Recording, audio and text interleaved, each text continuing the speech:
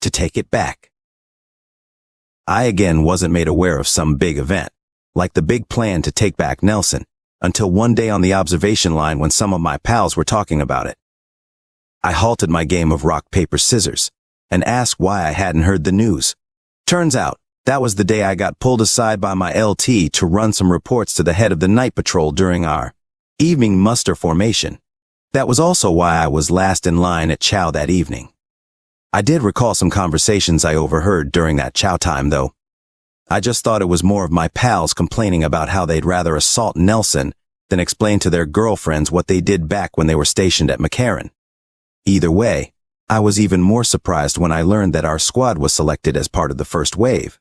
3 other random squads from the other companies also had this illustrious position. The sergeants and corporals had been drawing out maps, tallying unit supplies, meeting with the first sergeants, officers, etc., and calculating all their stuff, and ran down a number of things with our squads around twice a day on the line. I was too low to get all the ins and outs of the plan, but for almost 3 weeks, our sergeants gave us a new objective in the plan about twice a day. Maps were made in coordination with the night raiders' reports, and I bided my time waiting for a concrete role in the plan. Between briefs on the first wave's role, there was a lot of downtime, and I used that to try learning Caravan again, only to be utterly humiliated yet again by some little scoundrel from Westside, a place near Vegas apparently. After that, when I wasn't considering new ways to improve my ant meat snack recipe, I wondered why we were going to attack. Why was this the time? This was especially puzzling considering about 1 in 3 rifles had adequate ammo or functionality, while most troopers on watch were using those awful over-under shotguns. Eventually, it got to the point where our first wave squad believed the whole thing to be a hoax, even after the companies designated their second and third wave squads. We also believed it was a hoax when the stretchers were set out atop the line, recovery teams were pulled aside for drills, and when poker games were ended in order to make bombs. Even more crazily, we continued our disbelief when word reached us that a special platoon of troopers and a few rangers was coming down from Vegas to block off Nelson's western road to the 95, the road my original company took to Nelson way back at the start. We at Forlorn Hope were so used to how life was that we didn't even believe the obvious changes. All we knew was that supplies were still garbage, and the Legion still attacked nearly every day, night, or sandstorm. The overall consensus was, perhaps this whole take-back plan was just a way to keep us on our toes. After all, offensive action requests to that General Wait-and-See Oliver were supposedly used as toilet paper. So, I had just finished dropping off a letter in the collection to Stacy, my follower's girlfriend pen pal, about how brave and heroic I was in volunteering for the first wave. At least mail was still operating sufficiently enough. Runners could get our mail from Helios, but not a few extra bullets or new barrel for our melted belt feds. Anyway, I knew for sure this was just a drill exercise when I sent that letter, and that was also when I was instantly proven wrong. Sergeant Holmes approached my gaggle of pals on the line when he said plainly, "We're hitting them in the morning, boys." Then, he walked away. That left a number of troopers laughing at the first joke we ever heard our sergeant say. His serious tone during the delivery of that obvious joke made the thing extra hilarious. Denial. After a minute, we stopped laughing, and his words sank in. No way was this attack actually happening, right? Our first wave drills had been basically just fun team-building activities well away from no man's. They weren't serious. Heck, we hadn't even been briefed today on the 80th change in objective. Suddenly, our corporal steps over and says, "Sergeant Holmes squad, form up in Charlie's shack house for objective briefing." Denial continued. While our squad was sitting with the 3 other first wave squads in the shack house, denial. While being told about our new objective, denial. While sitting on the line in full kit, denial. While checking our weapons and passing out ammo, denial. While the raid squad moved into no man's, denial. While the night hours passed, denial. While the gunshots continued and moved back, while moving slowly out into no man's at 3 a.m., while waiting for the order of advance. While moving forward after the order of advance, while Nelson and the southern line of crosses got closer, denial.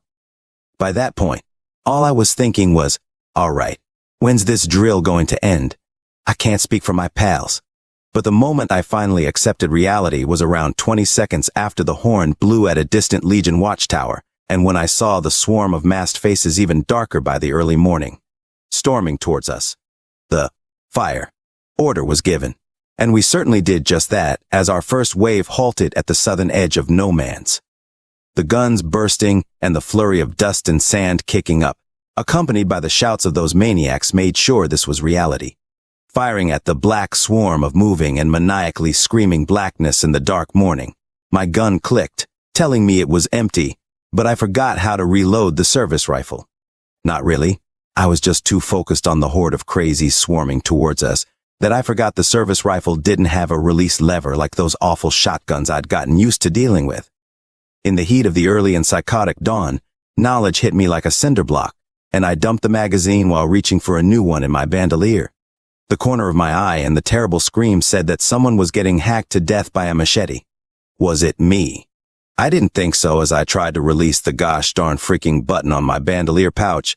Who the heck thought buttons were a good idea for stiff leather ammo pouches? I think about an hour and a half passed when I finally ripped the pouch open, pulled out the fresh magazine, and went to stuff it in the well when I was thrown to the ground. Vision blurry. I felt another heavy thing on me. I didn't see it because I didn't put on my dust goggles during the march, so sand got in my eyes during the scuffle. Again. I tried to either wipe the sand off my face with my sand-covered arm, or swat away whatever was on me, I forget which, when I felt a terrific pain in that arm. I never stuck my arm in a bear trap before, but in the moment I was pretty sure that's what happened. Jaws locked on my arm, and my vision came back for only a single second, just to show what was happening.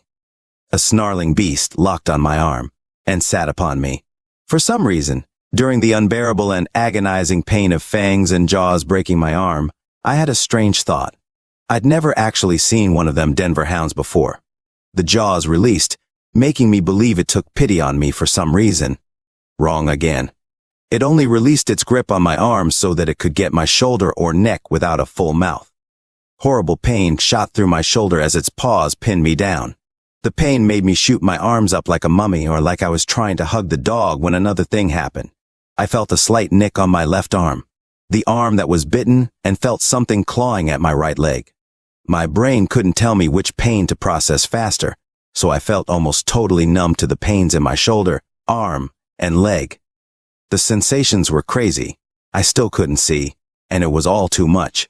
I either thought or shouted at the strangely numb but still painful sensations as the dog continued locking itself on my shoulder. I shouted or thought, "What's happening?" Suddenly, I felt very tired and decided to take a nap while the dog-inflicted pain subsided and the psychotic screams of carnage faded away. Broken circle of life. I'm not sure how long I was dead, unconscious, or whatever, but I awoke with eyes still blurry and was unable to hear. It looked like it was still early morning, and that's when something passed overhead.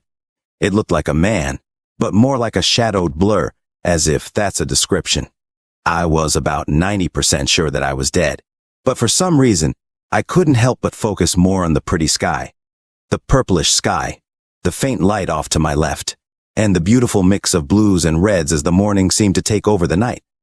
Still unable to hear, move, or clearly see, I felt at least one of my senses come back when something heavy fell across my groin area.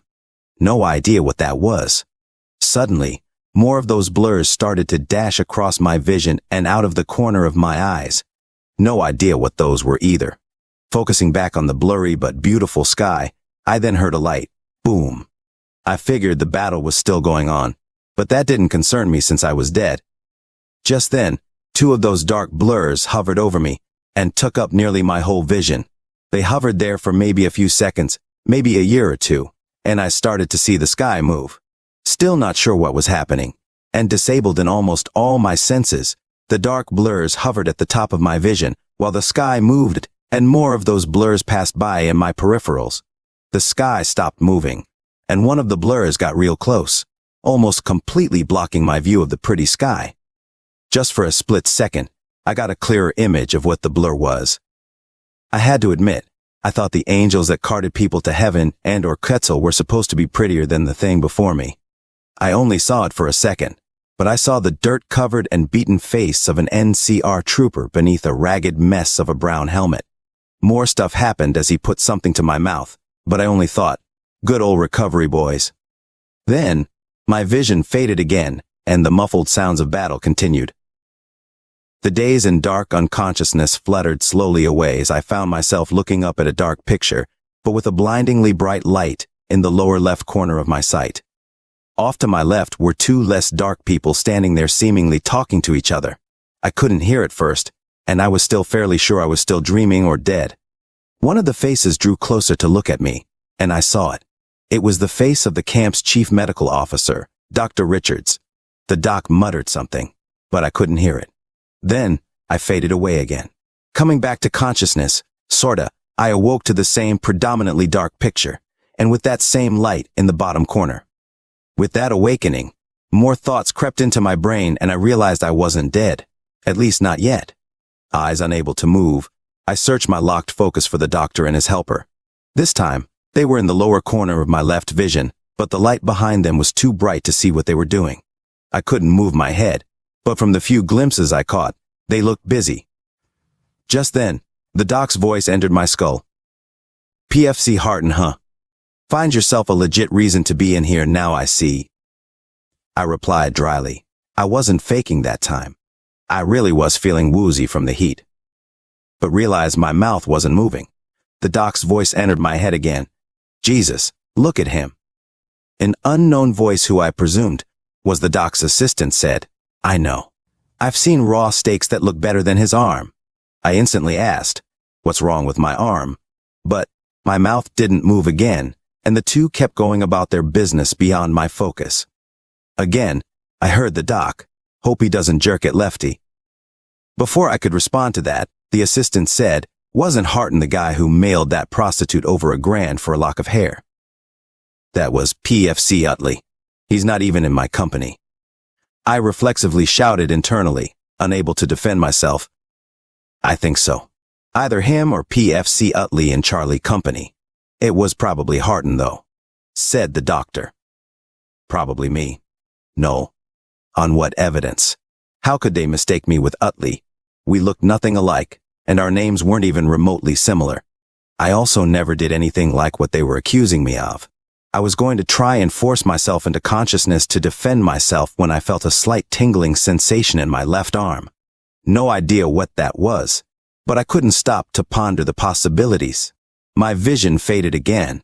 I awoke once more however long later to the darkness, but the light was on the other side, and the two men were moving about off to my lower right this time.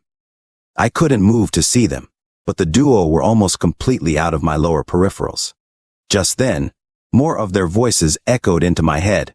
What they were saying seemed almost out of order from the previous trash talking I heard. The doc said, Christ, they really did a number on him. But nothing we can't fix. Newest member of the 66th, right, that don't account for his leg, but even corpses have a place in the army. Ha ha, said the assistant with a dry chuckle that made the doc snicker.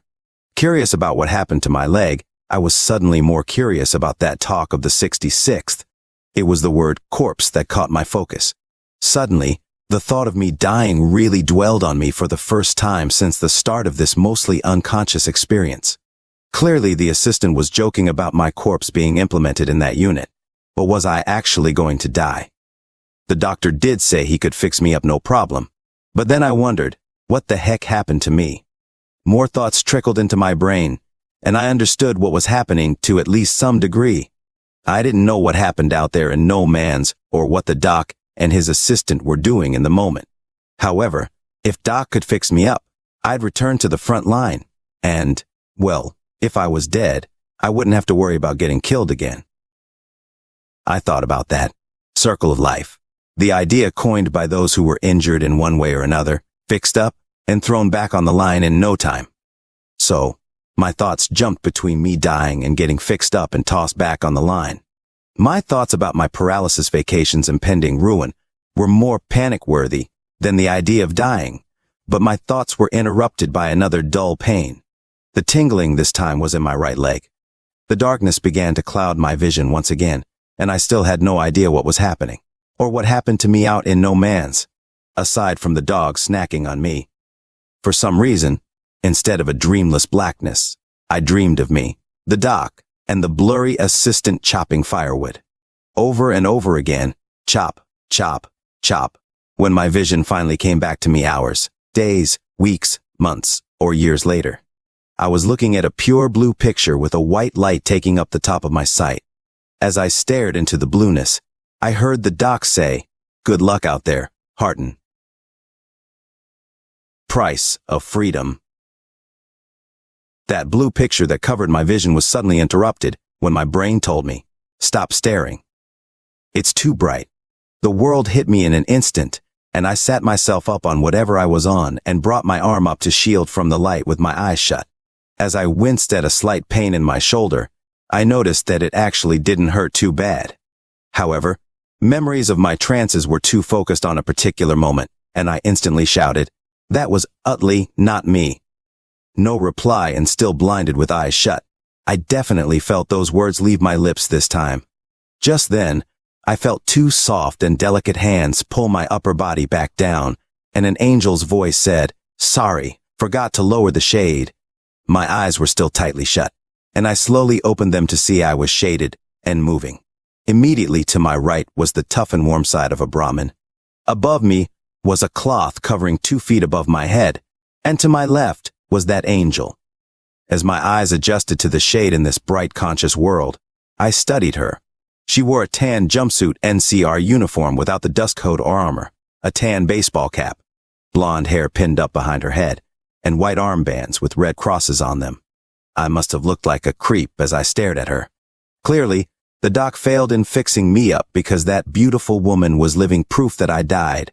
Despite my creepy stare, she turned to me, smiled, and said in the sweetest voice, "Just relax, Harton.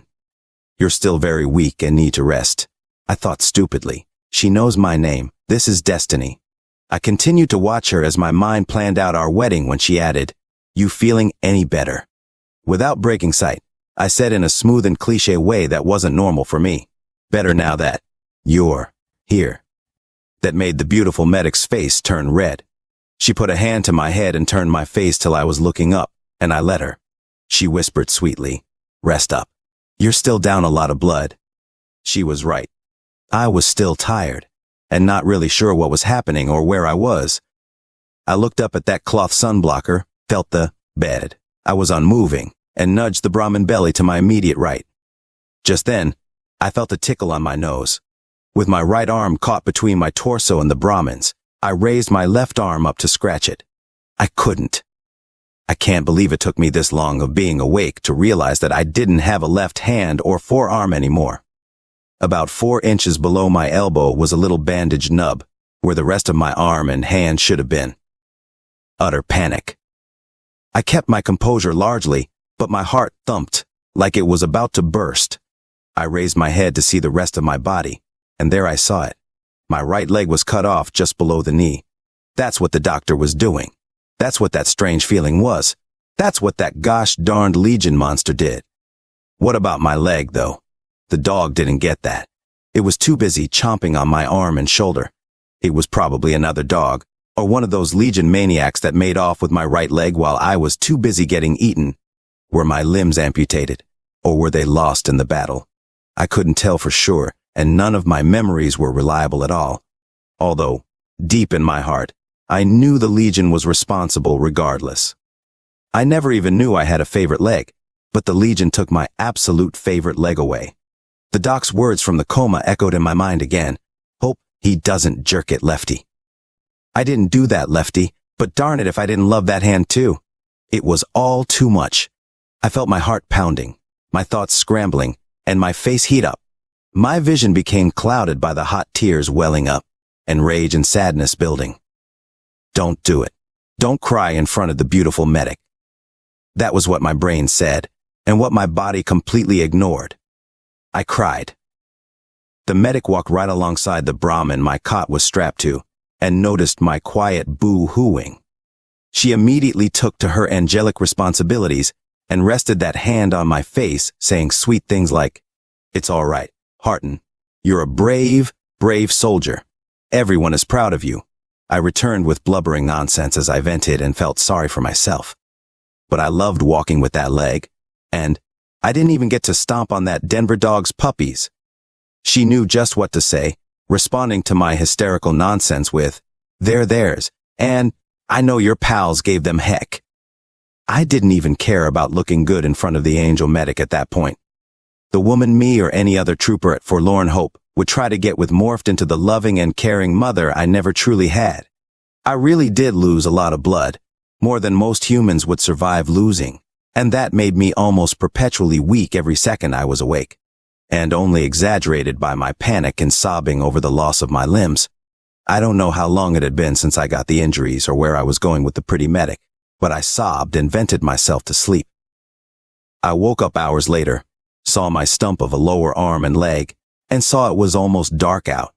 The reason I awoke was because the angel medic shook me lightly, unlike the usual kick from a duty officer or my sergeant. I was still incredibly sad for the loss of my arm and leg, but after waking, I felt even worse about my conduct in front of the medic.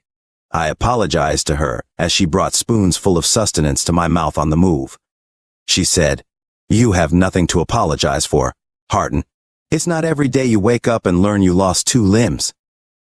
She was right. That didn't happen every day. She really did know just what to say. I loved her. Anyway, we chatted for a little while as the sky got darker. Talking made me forget that I was now forever crippled. She said the caravan would be stopping in a few, and that I should just sleep through the camp until moving out in the morning. I finally looked around to see more than just the woman and Brahmin hide. I was in a train of about 15 Brahmin, most of which had slim cots mounted on both sides. A person walking beside them with armbands. One person was leading each beast, and the other few herd animals were loaded with supplies. The sun was just about to disappear, and I asked where this caravan of injured was going. She said they were all headed back to Shady Sands. Those words echoed in my head again and again. No getting patched up and tossed back on the line for me. I was going back home, or back to NCR. I thought again, good old recovery boys, and thought about what it took to be on this train. The price of doing my part and going back home was a literal arm and a leg. Though the price was steep, it was less than the cost for some. The caravan gathered at a spot off the Old World Road to settle for the night. Then, I passed out once more. Hospital and acceptance. I don't know how much time passed between getting injured, getting my amputations or surgeries, when I awoke, or when I arrived in the NCR's capital. Every time I awoke on the journey, I was still weak, but talked with my personal nurse. I eventually learned her name by looking at the tag on her uniform, a thing I neglected to do because of her face, but the tag said, Corporal S. Anders. And I never got her first name. Even though she outranked me, she looked younger than me and acted more like that caring mother than a woman you'd pay for her hair, although I would have for her. The last time I fell asleep from my injury-sustained weakness, I slowly awoke to the clip-clop of the Brahmin hooves on paved road and heard shouting or cheering. St. Anders forgot to lower my shade again, so things were blurry as I awoke, but I saw hundreds of people lining the roads of what I assumed was Shady Sands. I'd never been inside the place, only at that little army base outside the walls, but I was taken in by the sights. People cheered and screamed, waving little NCR flags, or carrying homemade signs that said things like, "Welcome home, troopers." I couldn't believe it. There were only around 20 or so crippled troopers on the whole caravan, but the crowd was as if thousands of soldiers were returning in triumph. All those people, those kids, those parents, those whoever, put their lives on hold for a day just to welcome us back from the Mojave. To welcome me back. I wasn't even an NCR citizen months or years ago, but they cheered for me regardless. As I waved at the people who floated by, I felt my vision get blurry with wetness again and broke the promise I made to Angel Medic Anders. I cried again, though I certainly wasn't as hysterical this time, and the blurry eyes were much more from joy than shock. While the vision went, I was still waving and felt that wave of exhaustion take me over again. I fell asleep on that gently moving Brahmin to the cheer of the wonderful NCR people and awoke in a hospital. I was stirred awake by the same medic who'd been taking care of me since feeling her angelic hands. Fluorescent lights were above me, and I looked around to find I was in an adobe tan-walled room. After chatting again about where I was, and proposing to the medic for the 5th time, that angel departed that day, leaving me one nice sentence and a smile worth remembering. I didn't ask where she was going, but the sentence she left me with answered that. Goodbye, Harden. Gotta bring more of you back home. She really was an angel. It was her job in the army to bring troopers in the Mojave Nightmare back home. Despite the initial jealousy of other troopers awaking to her image, I took solace in convincing myself that she was only picking up female troopers from there on out.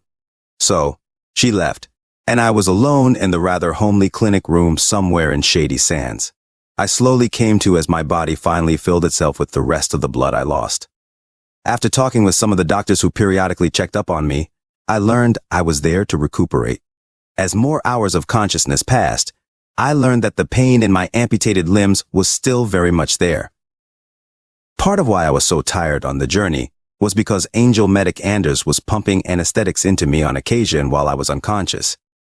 I definitely needed that stuff because as it wore off, the pain was like someone recently sawed, hacked, or bit off my lower arm and leg. I still wasn't sure what precisely happened at this time. So, with my blood largely replenished, I still had to almost constantly be doped up on something. That essentially meant I was more free than those injured troopers still unconscious. I spent that time in the community room of the cozy Adobe hospital between checkups from my physician. After those checkups, and after getting sufficient pain drugs in my body, I was allowed more freedom to move around and really enjoyed that community room. I spent whole mornings and afternoons in there, talking with other injured troopers and playing games or whatever, while getting accustomed to missing a hand and leg. Without an arm to steer a wheelchair, I was bound for a crutch under my good arm to keep me upright. The fun times would end only when the drugs were wearing off. Then the pain came, and I'd shout for assistance to be doped up again, or escorted to another checkup. There were in total about 50 or more injured troopers at the hospital.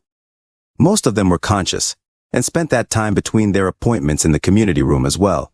Most of those troopers lost a limb or something like I did, but a few special ones suffered brain injuries and lost the ability to independently function in one way or another. If some of the other troopers had all their limbs present and weren't brain injured, they definitely showed the scars or scary displays of some terrible combat, whether that was lucky, bullet wounds to the face or head, or mangled appendages unworthy of amputation. I absolutely loved everyone there. Some of them I even knew from Forlorn Hope, but only a couple. I got along with the Forlorn Hope troopers best, but the troopers I met were from all over the Mojave and even some parts of NCR territory. I met both guys and gals who got their wounds fighting the fiends around New Vegas, trying to keep the road safe from a gang of escaped convicts, and fellas putting the heat on the Legion in other parts of the desert. Jawing with the troopers who served at other places gave me a look at some of what was happening around that land in the east. The Forlorn Hope guys asked me what's been happening since X or Y event, and I caught them up as best as I could, although there were some things I really wanted to know myself. I set aside some of that time to settle my curiosity and asked one of the medical officers about what was happening out there while I was out cold. That officer gave me the general public information he could, which wasn't much, but told me a few things. There were no specifics, but there was a failed assault launched by Forlorn Hope around 2 weeks before my admission that brought up a new round of drafting. I think it was safe to assume that was the assault I got injured on. The officer offered to bring me a public list of the casualties of that encounter, but I declined. I didn't want to see who did, and didn't make it out of there. I was the only one from the first wave I knew in the hospital, so I figured the rest were either gone or fixed up and thrown back on the observation line. While chatting with the officer, I also learned that the failed assault on Nelson was followed by a counterattack, but our boys on the old line and trailhead kept them at bay because Hope was still considered the worst place to be out east. Other news about the Mojave as a whole was about how the chaos around there led to a lockdown of the roads for NCR troops and discouraged travel for the civilians heading on the 95. That seemed inconvenient because other news said the upper stretch of the I-15 was closed off because of an incident around an NCR quarry. while the lower part had almost always been closed because of that big convict escape. One of the more terrifying bits of new information was that the NCR's base called Camp Searchlight was recently hit by some radiation bomb. There weren't any public details about that attack, but those guys kept a great watch over the southern Mojave, so I hoped they were all right. Things looked pretty grim out there, but things were decent enough to get me out of there, and I knew the guns at Forlorn Hope were still giving Caesar's boys heck. So, when I wasn't relaxing with my pals in the community area, getting my wounds checked out by a doc, or catching myself up on the news, I was largely learning to adapt. Around 3 days into my stay at the hospital, I got to meet a new person. I was given a physical trainer to help me adjust to my new crippled existence. It was tough at first, but accepting the fact you were 2 less limbs was something I struggled with for months after leaving the hospital. As I worked with the trainer, she wasn't the only visitor we crippled vets got. Although, it was on the 2nd day in the hospital, and after one of the checkups, that I was asked by a nurse if there was anyone for the hospital staff to contact about my injuries. They wanted to know if I had family or friends that I wanted to visit me. My first thoughts were about my pen pals. I was already losing contact with Andrea Walker, and I had long since broken up with my boyfriend, Mr. Torres. I thought of having the hospital contact the little trooper Alisa, if she wasn't in the Vegas brig, but she wouldn't be able to visit regardless of where she was sleeping at the moment. I considered having them contact Stacy Paisley, my follower's pen pal, but I wasn't sure how far Boneyard was from Shady Sands, and concluded that I'd personally update her about what happened to me when I had the chance. Then I thought about Mama and Pop for a moment and how I ran away from home. For much of my stay at Forlorn Hope, I would have rather turned myself in at a cross at Nelson than give them or their detective. They probably hired a hint to my location. No, I couldn't have the hospital contact them, especially in my amputated state. I couldn't handle the "I told you so's," and didn't have ready access to a gun and brain-destined bullet to deal with that talk. The more I thought about Mama and Pop, the more I began to mull over everything I went through and what I did to my parents by leaving. I thought about what they'd say, how they'd treat me, and everything I'd gone through since deciding to abandon them. My thoughts went on, and I eventually shook thoughts of them out of my mind and found myself thinking a little more about some of my fellas at Forlorn Hope, thinking about who was alive, who was dead, who was injured, etc. The nurse was still waiting for an answer to her question. She asked again if I had anyone for the hospital to contact, and I ultimately said no. Visitors. I think it was my 5th day in the hospital when one of my checkups ended with the doctor offering to contact a prosthetic specialist. I wasn't really sure what a prosthetic was, but he said it'd be essentially a replacement limb.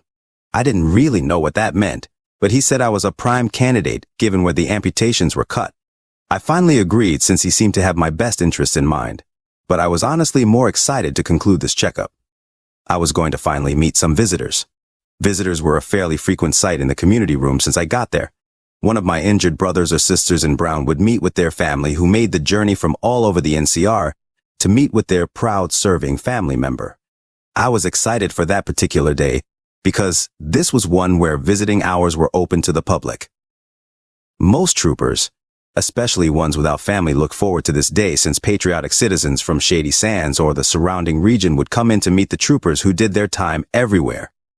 I heard that sometimes a senator or councilman would come to the sick bay for a photo shoot, but the wounded who'd been here longer than I looked forward to this for the girls, or occasional stud for the sisters in Brown. In that rec room, I got a spot reserved on the couch since it was cruel to make a legless man on a crutch stand. So, I sat there during the hustle and bustle of patriotic citizens meeting their wounded heroes and waited. Several amazing and grateful people took their seats on the couch next to me or stood across from me, asking what happened to my limbs or gave me baskets of odds and ends or fruit as gifts. I forgot what food other than ant meat and old canned beans tasted like. I heard all the chatter around me and was approached by every kind of person you could think of.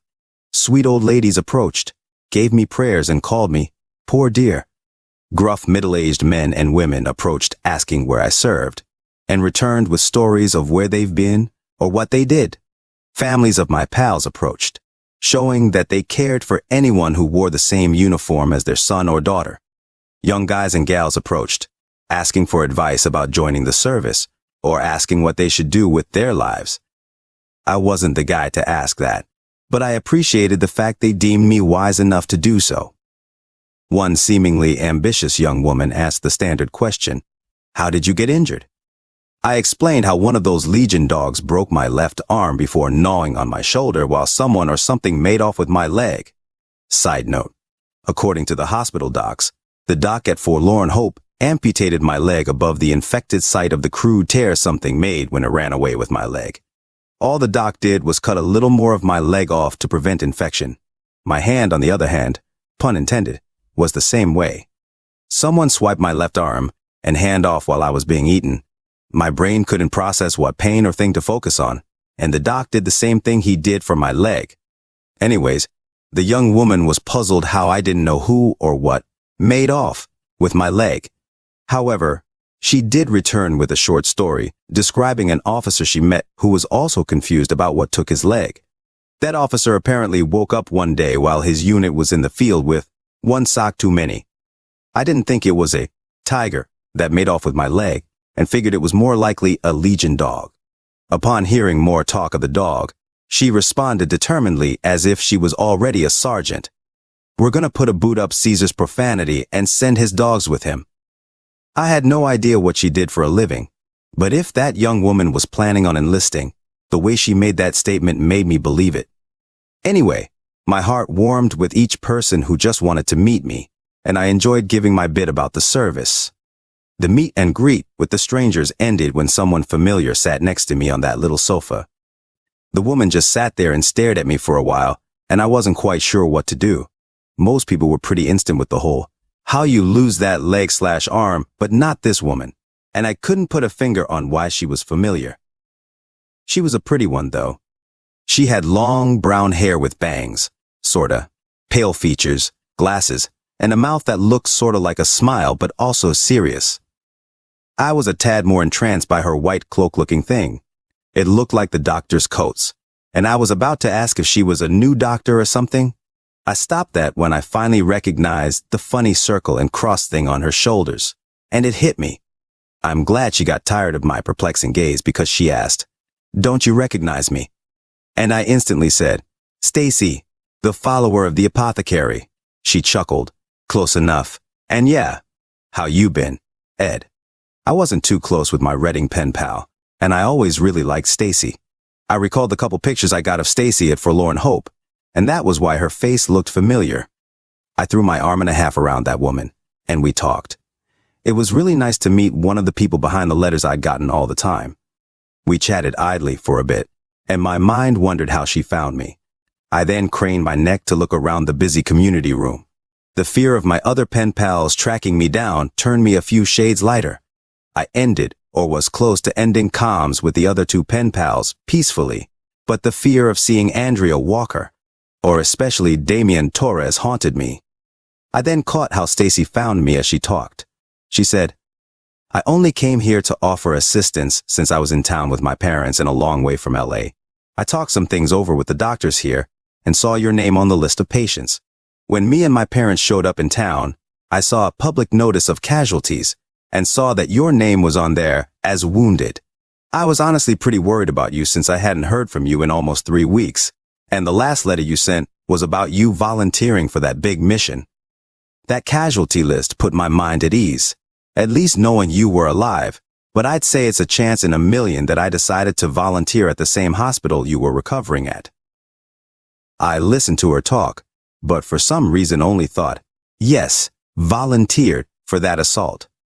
I liked listening to my pen pal talk, and was more than glad that I made a distant friend during my time in the Mojave who cared enough to visit me coincidentally or not.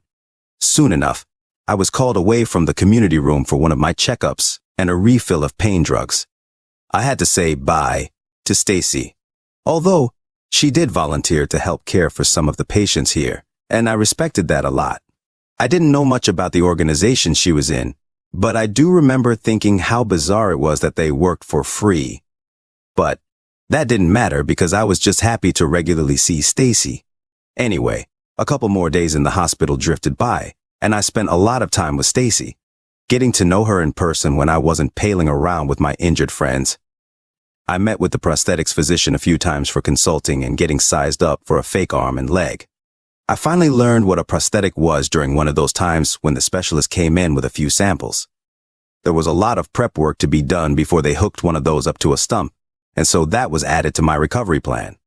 On one particular day, something I wasn't expecting at all happened. I just had lunch with my pals and Stacy and had to go back to my room for an appointment with the prosthetics specialist. This wasn't the actual installment. This was just a review and analysis of the injured site. During that session with the specialist, he removed the wrapping on my leg stump and made some incisions in the gross-looking thing in place of where my lower leg should have started. He warned me that this was to gather bone samples around the site and measure the depths that the prosthetic would have to go in order to be stable. What he didn't warn me about was how painful those incisions would be. The incision was so unbelievably painful, and the pain drugs I took that morning were already almost out of my system. I screamed and shouted and cursed the specialist, who was a really nice guy, and shouted how I didn't want the stupid prosthetics if the pain of the installment would be like that. A nurse came in as I freaked out and screamed. She injected me with a hefty dose of the stronger stuff they were trying to wean me off of, and my vision went to black. Was it worth it? I awoke in a way similar to what I experienced before or during the amputations. In that locked state, I couldn't feel the pain from that incision, and only really wondered if I would have to be put under during the actual installment. If that pain was just from the prod at the later surgical site, I didn't want to know what the pain from the real procedure was like. None of that mattered in the moment. I was numb to the world again after spazzing out from prep work and staring up at a darkness-fringed ceiling. I realized I was actually thinking about the new limbs I was later going to get. Noticed I had all my thoughts, but again wasn't able to move. I knew I'd awake still limbless, and so my thoughts moved on in the familiar numbness trance. I thought about a lot of things during however long I was there. I thought about Stacy, who I really quite liked, about my pals in the hospital, and about all those strangers who came to meet me those days ago. My thoughts trailed into ones about getting injured, who else got killed or injured during our attack, about all that time on the front line, and all the misery coupled with that enemy at Nelson. Then, I thought about Mama and Pop again. It had been a while since I really thought about them, instead of shrugging their image or memories of disappointment out of my mind. I didn't even have any thoughts about them. I just thought of them. I saw their faces and wondered what they were thinking all while my eyes were locked on that ceiling. They probably had no idea where I even was, if I was alive or dead, that I lost an arm and leg, that I was scheduled to get new ones, or anything. All they knew was that I didn't come back from that trip to Sacktown, and whatever Shang might have told them after the big lie. As strange as it may sound, I still didn't even know how long I'd been gone. Yes, despite everything I went through, all the news I got caught up on, all the people I met, and things I didn't know what date it was when I was put under in the hospital. I knew the date I enlisted, but I honestly couldn't tell you at the time when I was put into this particular coma, when we lost Nelson, when I was first punished, when my failed leave happened, etc. I really couldn't tell you anything about when a particular event took place during my entire time in service. Whether I was in the Army for a few solid weeks, a few months, or even a year or more, I couldn't tell you at that point in my life. I was pretty sure it was more than a few weeks, though. I suppose my thoughts about everything, and Mama and Pop in particular, started to play tricks on my mind because I began hearing them as I continued watching that ceiling. I heard Mama's belligerent voice in the distance shouting, "You let us see him right now." Then I heard a foreign voice that sounded like one of the nurses respond, "We can't. It's hospital procedure. PFC Harton isn't." The shouting voice of my Pop cut the nurse off. "It high long in there. Not this. Harton, you talk. You NCR run big army and don't know you own soldier names." That's definitely what Mama or Pop would say if they ever found me, even down to the slight errors in English speech when he got really frustrated, I said internally. The nurse said, "I'm going to talk to the duty office," but the voice was cut off by more muffled uncooperativeness. It was after that when the voices became distorted, and blackness consumed me again. My eyes fluttered open weakly sometime later, and I was pretty sure I was dreaming. I had all my senses, and my eyes adjusted to the brightness of the room. What made me think I was still dreaming was how, when my eyes adjusted, There were two faces hovering over me. Not a nurse, not the prosthetics specialist, not Stacy or my checkup doctor. The faces above me were those of Pop and Mama standing on the left side of my bed, smiling, and waving those little NCR flags on a stick the parade spectators had. I took their sight with bewilderment and said the first thing I thought, I'm dreaming, right? I definitely felt those words leave my mouth, and nothing was blurry. What made me sure it wasn't a dream was the reactions on the faces I didn't imagine seeing in 1,000 years. Pop scrunched his face in such a way that was either sad, confused, shocked, happy, angry, or all of those. Mama, on the other hand, pulled up the lower part of my blanket, whispered something to herself, and switched her eyes from my face to my missing appendages before letting out a shriek and a cry. I had never seen my mama cry before, and couldn't have imagined what that looked like if I were still dreaming.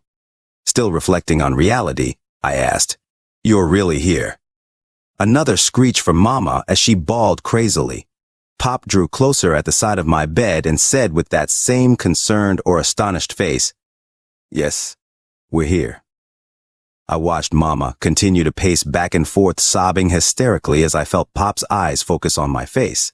He said, "Don't mind your mama. She's just glad you're safe." I knew it. This was and wasn't a dream. This was a dream made reality. Mama and Pop really were here, and they really did care about me. I continued watching Mama blubbering and pointing at my lost limbs as she paced, and I asked Pop, "You and Mama ain't mad I ran away?" I glanced back at Pop, but refused to make eye contact out of embarrassment or confusion. Pop said, "Of course we're mad you ran away, Ed, but we love you more than we could ever be mad. We love you with all our hearts." After that, I had to focus on Pop's face. He sat at the side of the bed, eyes red, and holding back a sort of emotion I never thought the man had in all my life. Mama was still and incoherent, wailing, an endlessly moving wreck. I wanted to believe this was a dream only because I didn't want to start tearing up like Mama. The more I looked at the care and concern in Pop's face, and the more Mama's shrieking wails pierced my eardrums, the more I felt myself welling up. I quickly looked at the little flags resting by my side in Pop's hands, and asked, well, you mad I joined the NCR? What about NCR sucking?" For precisely 1 second, Pop's face switched to anger as he said in his familiar deathly stern way, "Language, Ed," before going right back to desperate concern and care. This wasn't a dream. He would reprimand me for using a swear word, even if I said it while that dog was eating me, and I couldn't have been happier. Sadder. I didn't know what I was feeling. Not sure why, but I would have rather they been angry with me than learning how much my adoptive parents truly cared. Pop still answered my question about the army I joined with, "We support anything you dedicate yourself to. Anything you're willing to sacrifice yourself for." Darn it. I again am not sure why I wished he didn't answer like that. I think part of the reason was because of the tidal wave of confusing emotions and welling tears I felt upon hearing, and let alone seeing my parents. Initially, looking at those flags as a safe spot to look that reminded me of my own life turned into additional reminders of Mama and Pop loving me after what he said. There was no place to look for toughened emotional safety, and I didn't know what to say or feel as my emotions almost got the better of me. Just then, Mama stopped her pacing, and her wailing weakened. She wobbled in place and fanned herself with her hands. Pop took his eyes off of me to look at Mama. Upon seeing her weakened state, he got up and put his arms around her as he escorted her into the hallway. A minute or two later, I still wasn't any better emotionally. Pop came back through the door and took his seat next to me again. He said, "Sorry about your mama. She never thought she'd see you again, but I tell her, Ed is a strong and smart boy. You know your mama, though. Hey, hey, hey." Did he let out a light laugh? The way he referred to me as a boy made me feel warm, especially since I was in my 20s and felt like I'd aged 30 years in the army. But what really caught me was the laugh. I couldn't recall ever seeing my pop laugh before, like, ever, or ever describing me as smart. Hearing Pop laugh made me think this was a dream again. So I asked a dumb question just to test reality. I asked, What's the date? Pop's face never changed as he pulled out his pocketbook. He said without question, October 19th, 2281. The question to confirm reality didn't help with my take on it in any way. It could have been February 20th, 3928 for all my brain knew, but I believed him. I only said, thanks, been wondering that. Then there was silence. As the silence lingered, I wondered how Pop and Mama found me. As I started wondering, I felt the new wave of exhaustion coming over me again, still wanting to cry at the sight of my parents and the true revelation of how they felt about me. I laid in that bed feeling warm, loved, and safe for the first real time in too long. Pop still watched me silently, and I moved my arm to feel the hand of the man I didn't think cared for me in such a way. I then remembered that the hand I reached with was still gone. Pop saw the gesture and knew it. He put his hand on what was left of that arm as his eyes scanned me up and down. He focused on my missing leg and arm while I watched him do so. Pop's eyes finally met mine, and he asked in a tone mixed with worry, confusion, pride, relief, curiosity, and wonder. Was it worth it, Ed? The wave of exhaustion and comfort halted as the words entered my brain. I thought about the teeth of that dog, the heat of the Mojave, sleeping in the sand, awaking to gunshots, walking into no man's, the kick of my rifle, the lack of water, crawling under barbed wire, losing friends, seeing them on crosses, not having food, digging trenches, filling sandbags, watching the fallen explode, seeing the Legion come from the sandstorms, repairing the barbed wire, getting shot at, watching Dawn's death, burying Dawn, burying other friends, getting yelled at, fighting heat stroke, fighting legionaries, stepping over shell holes, sleepless nights on the line, the cold winds of the night, hauling the remains of friends, the burst of grenades, the screams of those maimed, and the tensity of every moment we were waiting for those maniacs to storm across the sands. Then I thought about the feeling of a shower after coming up from the trench line. I thought about the regulars of the 100-yard or raid squads who came to terms with everything. I thought of the smiles at the horror, the fun leave stories, the fun and dumb soldier songs, the pals who gave me something I needed, or the times I gave a pal something they needed. I thought about comforting the corporal, and about every man who left his pal a joke before never returning. I thought of the whining on guard duty, the fun bragging matches about who's more miserable, and the fluctuating attitudes. I remembered every time I thought I was losing it only for my bud to give me a lip of chaw, or an, "Are you all right?"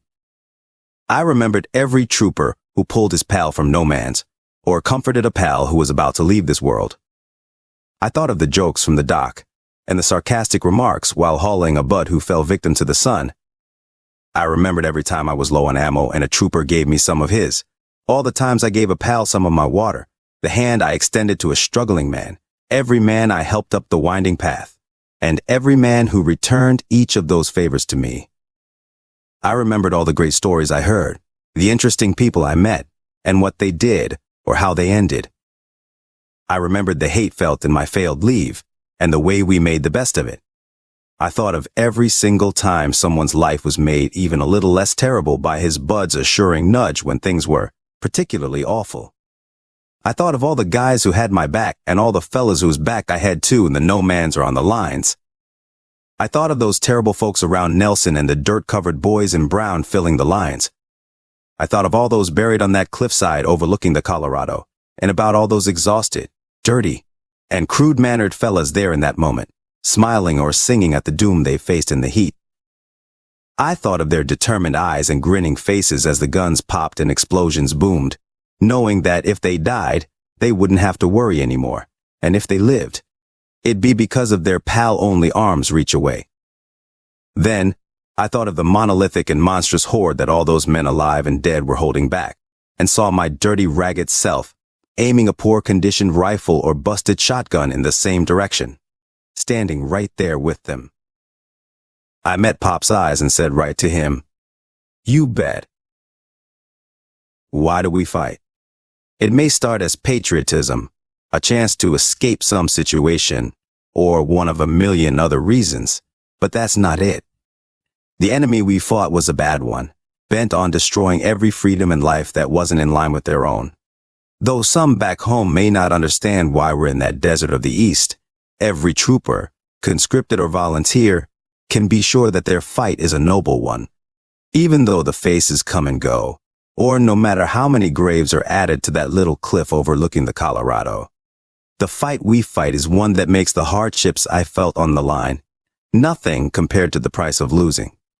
No matter how terrible the world around us is, or which enemy is causing it, all the Trooper Joes out there are all going through the shit together. And I was more than proud to be a part of that. Sorry for the profanity. End. Epilogue. After another couple days in the military hospital, Ed got the new prosthetic limbs and was given time to recover further alongside his parents who refused to leave, regardless of whether visitor hours were in effect. It wasn't long before Ed was officially discharged from the service and given disability for his service to the NCR. Before leaving the hospital, he began writing this story and had plenty of time to write it out on the slow walk back to San Fran with his aging adoptive parents. He completed the work upon arrival in San Francisco and began making copies of it to sell to the caravans. Ed's story quickly became a good read for caravan hands with NCR patriotism and simple travelers visiting the San Fran markets. It wasn't long before the story was discovered and bought by a publisher in Shady Sands. After that, the story became a hit amongst the people of NCR, considering the increasing unrest in the Mojave. With the success of Ed's story, he was contacted by the NCR government and formally employed to tour the country for public readings from the book and inspirational speeches about his time in service as part of a grand recruitment effort. Ed continued to assist with the government he lent his hand to, even helping to direct patriotic NCR movie holotapes. Ultimately, Ed retired back to San Francisco for a predominantly quiet life helping his parents and still adjusting to his prosthetic limbs. Ed did stay in contact with Stacy and eventually forgot about the angel medic he instantly loved. Ed always liked Stacy the best of his in-service pen pals. Despite all the great treats Ed got from Andrea Walker, she didn't really fit with Ed's personality, and he had long since broken up with Damian Torres. Not to mention Ed was straight. Still keeping up with the little trooper Alisa, Ed found himself more focused on his increasingly busy life and relationship with Stacy. Stacy later moved to San Fran and married him in traditional she fashion. Together, Ed and Stacy live a peaceful life in his neutral and she-occupied hometown. He never concerned himself with matters of the Mojave after his service, only praying that the service he offered helped, and occasionally assisting NCR holotape movie directors with the portrayal of soldiers. He continues to love and support all the members of the Army he was part of, and continues to be especially generous in donations to the garrison of Sacktown.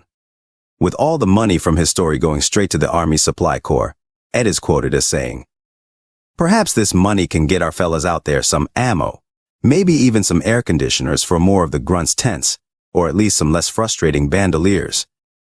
Edward Harton / Ed Hylong currently presides in San Francisco with his wife and parents, raising 2 boys and 1 girl in a traditional she fashion. Ed says he is still adamant about raising the kids to know what is and isn't worth fighting for. This has been Why We Fight by Interfectorem on fanfiction.net. If interested, you can find a link to the story itself in the description below, as well as a link to the author's page on that site. I may decide to post the author's note chapter, but have not decided for sure yet. Since I myself am the author, just know that I really truly appreciate the support and hope you all enjoyed. As customary for any YouTuber anywhere, please like and subscribe if you enjoy Fallout lore and lore-inspired fanfiction. With the upcoming Fallout TV show, I really hope they stick to the lore and hope this channel helps satisfy any nostalgic itches for enjoyers of the game series that might not be covered in the show. Thank you so much once again, and take care.